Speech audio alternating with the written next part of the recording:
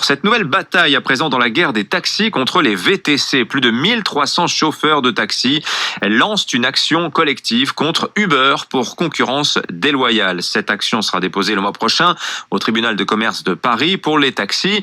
Le problème, c'est en fait le statut des VTC. Ils sont indépendants, non salariés.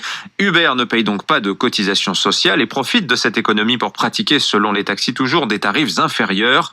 Ce serait donc là une concurrence déloyale. Thomas Giraudot. En faisant travailler des chauffeurs indépendants et pas des salariés, Uber a cassé les prix et volé des parts de marché considérables aux taxis. Certains n'ont pas tenu le choc.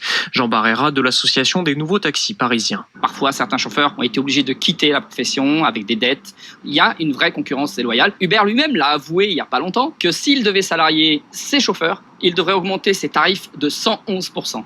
C'est bien la preuve qu'il y a une concurrence déloyale parce qu'ils ne respectent pas la loi. Et nous, on a des tarifs réglementés qui sont imposés par l'État. Uber peut monter ses tarifs et descendre à volonté. Nous, on ne peut pas faire ça. Mais la donne a changé depuis le mois de mars. L'arrêt de la Cour de cassation ordonnant à Uber de salarier ses chauffeurs, c'est l'argument massu grâce auquel les taxis devraient remporter leur recours collectif, assure un de leurs avocats, Cédric Dubuc. Uber, effectivement, a innové avec une application, mais elle a amplifié son succès commercial en ne payant pas les cotisations sociales, en ne payant pas les véhicules de fonction et en violant finalement un droit qui est impératif en France comme le droit du travail.